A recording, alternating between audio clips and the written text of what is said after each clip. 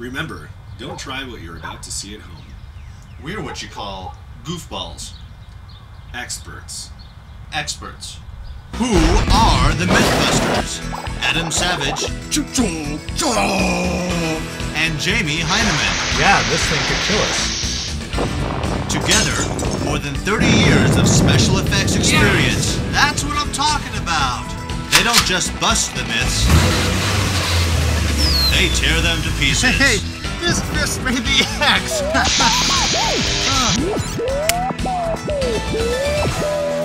Okay, you might be wondering why I'm wearing garland. No, I haven't finally flipped out. Jamie, what is today's myth? Well, the myth is that there's an overweight man who wears a red suit and says, "Ho, ho, ho." Supposedly, he travels to all the houses of good boys and girls in one night and delivers them presents. Some would say that it's a perpetuated hoax so big that it surpasses any other conspiracy theory on the planet. Who? Santa Claus. You're talking about Santa. That's who I was referring to, yes. The legend can be traced all the way back to the 4th century in what is now Turkey. He was Bishop Nicholas, and he was very wealthy and generous towards children. The Dutch nicknamed him Sinterklaas and introduced him to America, where he evolved into Santa Claus we know today. I think this is going to be busted. Between his jobs as chef and goldfish trainer, he had a job as... I was a department store Santa. What'd he just say? I was a department store Santa. Those Santa are not elves. We were just a bunch of guys dressed up. Do I look like a jolly elf to you? You do have a point there. Is there any job you haven't done? I've never been a Las Vegas showgirl. Anyway, there's never been communication between me and the North Pole. Well, I sure hope those kids wrote letters because I reject your reality and I substitute my own. Okay, fine. What do you suggest? To the North Pole, of course! We're gonna build a solar-powered ice sled, piloting it using thermal suits. Then, using GPS coordinates, we're gonna track down the exact location of his castle and find out how he makes all those wonderful toys. Not to mention say hi to Rudolph. Okay. Or we could just set up surveillance devices around our tree and see if he shows up. Well, that would be a lot easier. And warmer. Firstly, the fireplace will have a roaring fire. Santa might have a hard time getting in. Next, a motion-detecting alarm will be strategically placed to catch Santa's movements. And lastly, cameras will be hidden to catch this Father Christmas in the act.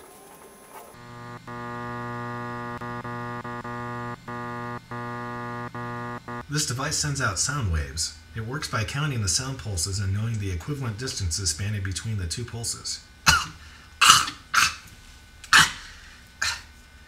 Mustache hair. I hate it when that happens. This is one of the hidden cameras we have to catch Santa in the act. Not too bad, if I do say so, my elf.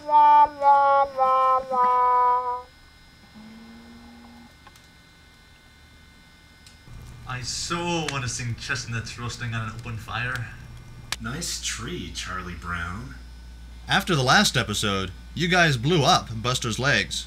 We spent all of this show's budget to rebuild him. Well, I guess we have everything set up. Not quite. We have to give him a little extra incentive. There's no way he can resist. And just to make sure he doesn't think we're watching him, we have Buster as our decoy. Santa will think Buster is Jamie. Nighty night, Buster. I feel like a little kid again. What a jolly good time this will be.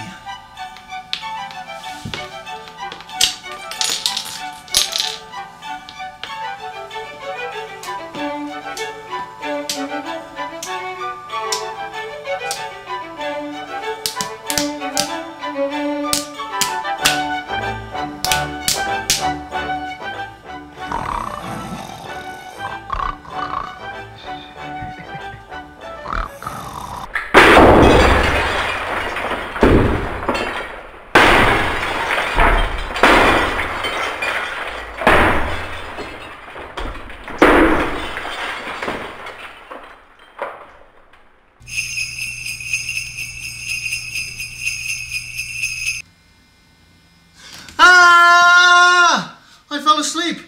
Did you fall asleep? No, of course not. Did you see him? I fell asleep. Well, let's see what happened. There's presents under the tree, and the milk and cookies are gone. Okay, before we jump to any conclusions, let's check the tape.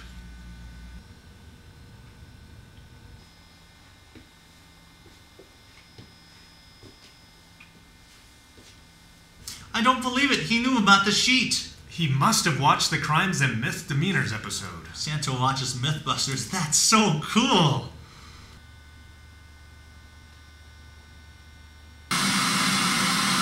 This doesn't really prove anything. It could have been Grant, Carrie, or Tori playing a trick on us. He only comes once a year, so we can't try it again until then. I'd say it's plausible. I don't know. Let's open our presents.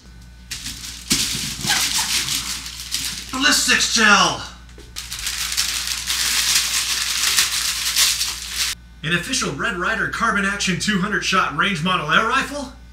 Okay, I'll give you plausible.